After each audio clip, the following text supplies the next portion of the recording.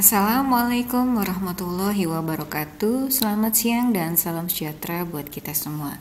Pada kesempatan siang hari ini kita akan masuk ke sesi praktika keperawatan medikal bedah 1 Prodi D3 Keperawatan Stikes Pancabakti. Kali ini kita akan membahas tentang terapi oksigen. Fokus kita pada praktika kesempatan kali ini kita akan belajar tentang terapi oksigen yang fokusnya pada pemberian simple max. Tetapi ada beberapa konsep teori yang akan Bu Dewi paparkan pada kesempatan kali ini. Oksigen, sebelumnya kita harus pahami dulu bahwasannya oksigen itu merupakan gas yang tidak berwarna, tidak berbau, dan tidak berasa. Di mana oksigen ini berperan penting dalam proses metabolisme atau proses pembakaran yang terjadi di dalam sel. Oksigen ini amatlah penting buat kehidupan, di mana setiap unit yang terkecil saja, sel sampai dengan organ itu hampir memerlukan oksigen dalam setiap kegiatan ataupun fungsi yang akan dilakukan. Di atmosfer, oksigen memiliki konsentrasi 21%, dan sedangkan di proses pernafasan itu hanyalah 16%, yaitu di dalam udara ekspirasi.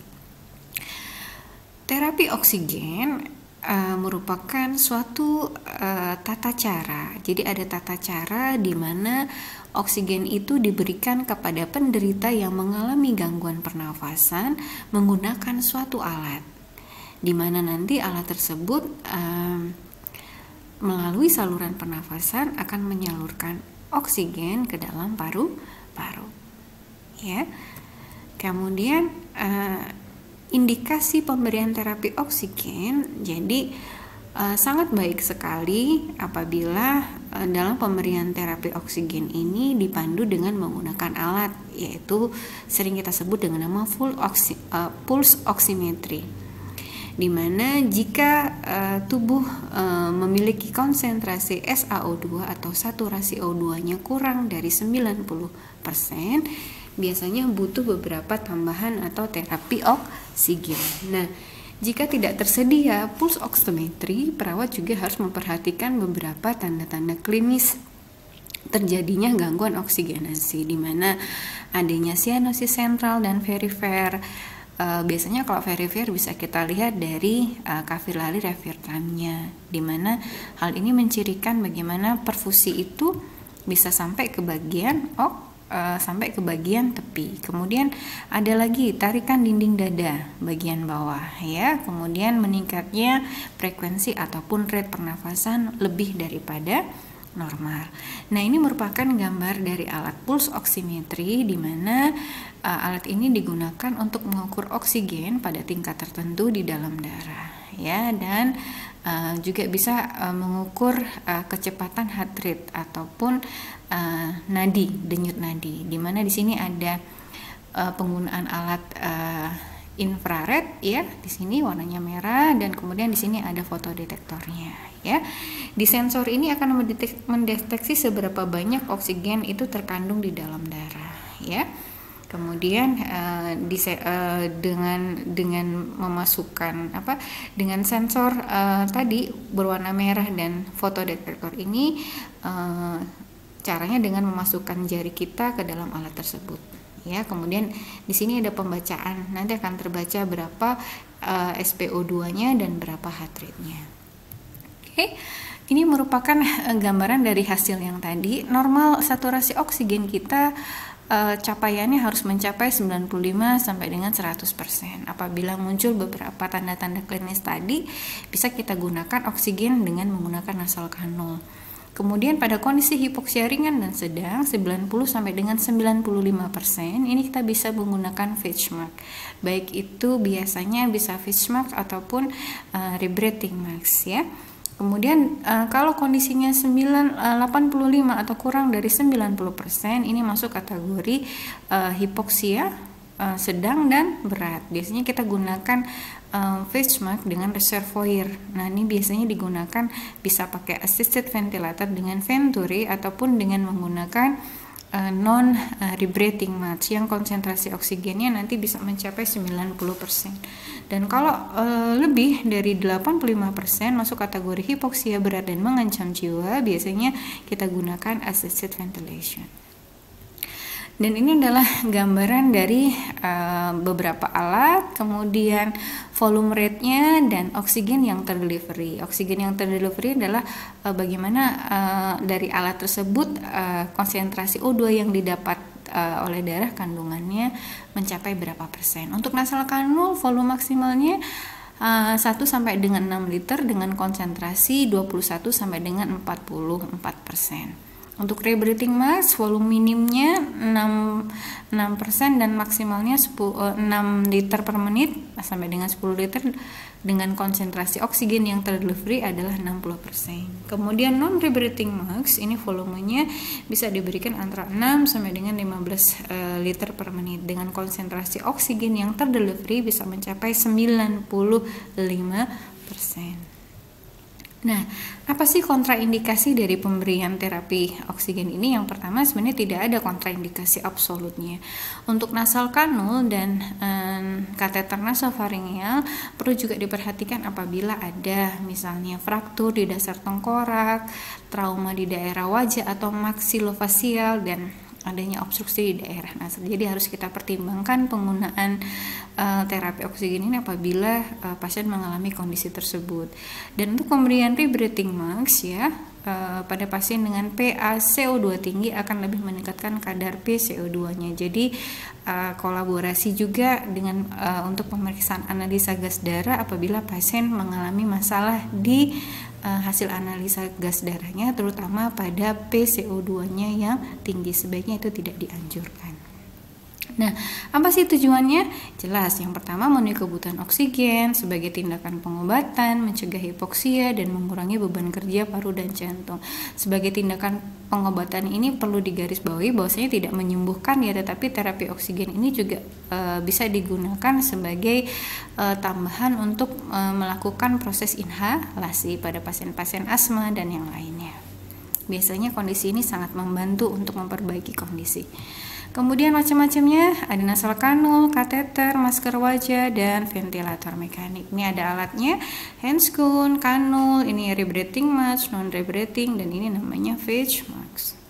Kemudian ini alat utamanya tabung oksigen. Di sini ada regulatornya atau kontrolnya, di mana ada humidifier, ada petunjuk apakah oksigen ini ada isinya atau tidak, dan flow meter untuk mengatur volume oksigen yang diberikan. Dan di sini juga ada tube yang menghubungkan antara selang oksigen dengan tabung, ya. Oke. Nah, sekarang pemberian oksigen dengan menggunakan nasal kanul. Jadi tadi volumenya jelas 1 sampai dengan 6 liter, konsentrasinya bisa mencapai 20 sampai 40%, juga ada beberapa referensi yang mencapai 44%. Jadi caranya dengan memasukkan selang dari plastik ke dalam hidung dengan mengaitkan dengan ada pengait di belakang telinga. Diameternya untuk selangnya sendiri mencapai 0,6 sampai 1,3 cm. Jadi ini penggunaannya jangka pendek, biasanya lebih memudahkan aktivitas yang dilakukan, seperti kalian bisa berbicara, makan, atau melakukan beberapa aktivitas. Ini gambarannya ya. Ini namanya nasal kanul ya. Oke, kemudian kita masuk ke phage mask atau masker ya. Jadi masker oksigen umumnya warnanya bening ya. Nih ya, ada talinya di sini mengikat wajah ya. Macam-macamnya, ada rebreathing dan non rebreathing. Bedanya nanti ada di katup atau valvenya ya. Kemudian ini adalah contoh simple mask ya. Kalau simple mask dia nggak ada reservoirnya atau nggak ada wadah tabungnya ya. Konsentrasi oksigen mencapai 40 sampai dengan 60%, volumenya 5 sampai dengan 8 liter. Jadi kalau bentuknya seperti ini namanya simple mask. Kemudian, nah ini ya gambaran kok di pasien nih, jadi nggak ada reservoirnya. Jangan lupa terangkan prosedur, posisi, kemudian hubungkan selang oksigen dengan sangkup muka dengan humidifier. Tempatkan sangkup muka sederhana sehingga menutupi hidung, kemudian lingkaran karet juga harus diperhatikan, kemudian aliran oksigennya juga harus diperhatikan. Perhatikan juga bahwasanya kadang kita perlu menggunakan kasa ya untuk mengurangi terjadinya cedera ataupun luka lecet pada saat pemasangan face mask ini. Kemudian ini beberapa gambaran dari face mask. Ada yang namanya rebreathing mask. Di sini nggak ada klepnya ya. Ini non rebreathing mask. Di sini ada klep dan di sini ya untuk memisahkan antara O2 dan CO2. Dan ini namanya Venturi mask. Venturi mask ini biasanya nanti setiap color atau warna ini akan menentukan konsentrasi oksigen yang diberikan. Dan biasanya banyak digunakan pada pasien dengan PPOM ataupun PPOK. Ya. Ini adalah gambaran rebreathing mask. Jadi mengalirkan oksigen konsentrasinya 80% ya. Volume maksimal yang diberikan adalah 8 sampai dengan 12 liter. Ada kantong, ini namanya kantong ya. Dia akan mengembang ya saat inspirasi maupun ekspirasi. Nah, pada saat sangkup muka ini ada sangkup dan kantung reservoir ya. Jadi di sini nggak ada klep, jadi kemungkinan udara ini bisa bercampur antara udara ekspirasi dan inspirasi. Konsentrasi CO2-nya biasanya akan lebih tinggi ya. Nah, ini cara pemasangannya sama ya dengan tadi. Jadi tetap terangkan, hubungkan, kemudian atur tali, kemudian sesuaikan aturan aliran oksigennya. Nah, ini untuk yang non rebreathing mask ya, dia bisa mencapai konsentrasi 80 sampai dengan 100 dengan volume maksimalnya sekian ya. Tadi juga bisa mencapai 15 liter diberikan ya.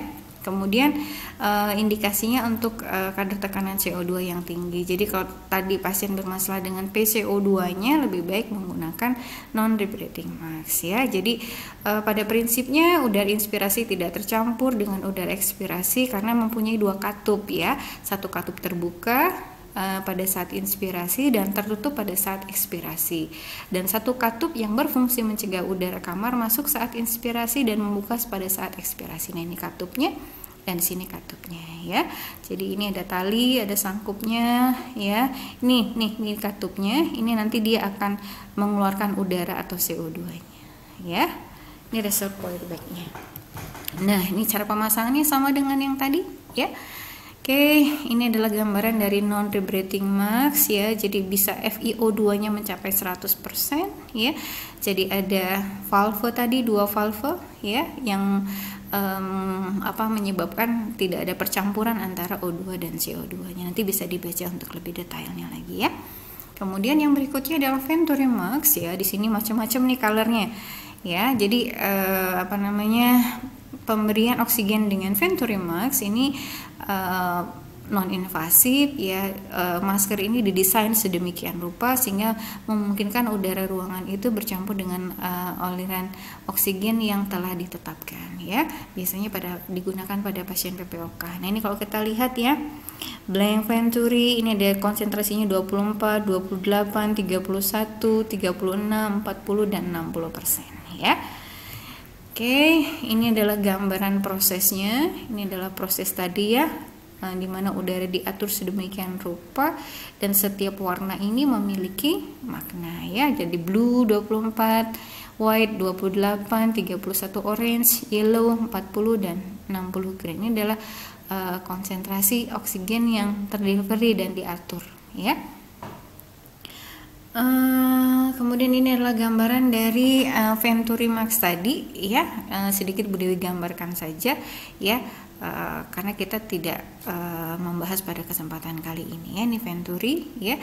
Jadi ada proses pertukaran oksigen dengan menggunakan face mask, di mana konsentrasinya bisa mencapai 100% sesuai dengan penggunaan alat tadi ya. Kemudian ini ya tadi ya, ini disambungkan sama dengan tata cara pemberian fix max tadi. Ini hal yang perlu diperhatikan, amati tanda-tanda vital, jauhkan dari hal yang membahayakan. Air pelembab harus diganti ya dengan 24 jam pertama. Botol pelembab juga harus disiapkan dalam keadaan bersih dan kering siap pakai. Nasal prong juga harus dibersihkan dan didesinfeksi. Ya, itu hal-hal yang perlu perawat perhatikan selama pemberian terapi oksigen.